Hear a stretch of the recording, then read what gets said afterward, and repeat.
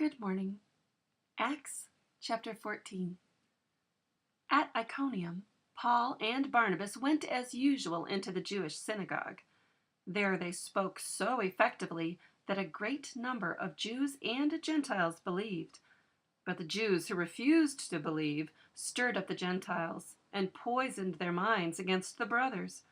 So Paul and Barnabas spent considerable time there, speaking boldly for the Lord, who confirmed the message of his grace by enabling them to do miraculous signs and wonders.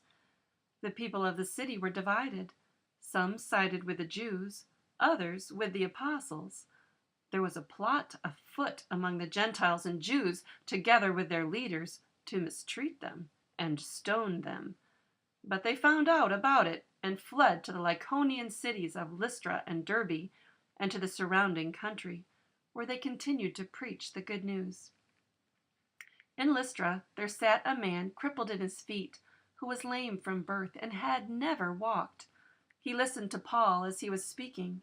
Paul looked directly at him, saw that he had faith to be healed, and called out, "Stand up on your feet." At that, the man jumped up and began to walk. When the crowd saw what Paul had done, they shouted in the Lycaonian language, "The gods have come down to us in human form." Barnabas they called Zeus, and Paul they called Hermes, because he was the chief speaker.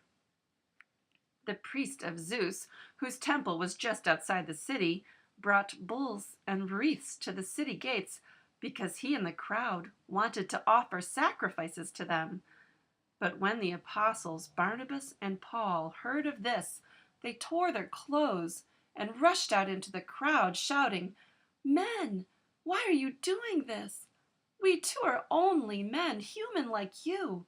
We are bringing you good news, telling you to turn from these worthless things to the living God, who made heaven and earth and sea and everything in them.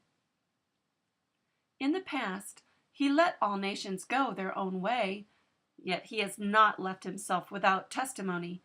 He has shown kindness by giving you rain from heaven and crops in their season.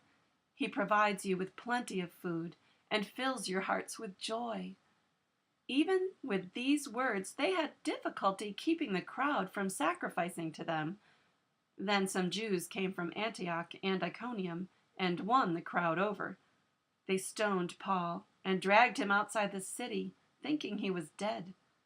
But after the disciples had gathered around him, he got up and went back into the city. The next day, he and Barnabas left for Derbe.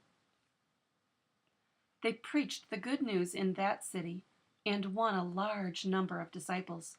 Then they returned to Lystra, Iconium, and Antioch, strengthening the disciples and encouraging them to remain true to the faith. "We must go through many hardships to enter the kingdom of God," they said. Paul and Barnabas appointed elders for them in each church and, with prayer and fasting, committed them to the Lord, in whom they had put their trust. After going through Pisidia, they came to Pamphylia, and when they had preached the word in Perga, they went down to Attalia. From Attalia, they sailed back to Antioch, where they had been committed to the grace of God for the work they had now completed. On arriving there, they gathered the church together and reported all that God had done through them, and how he had opened the door of faith to the Gentiles.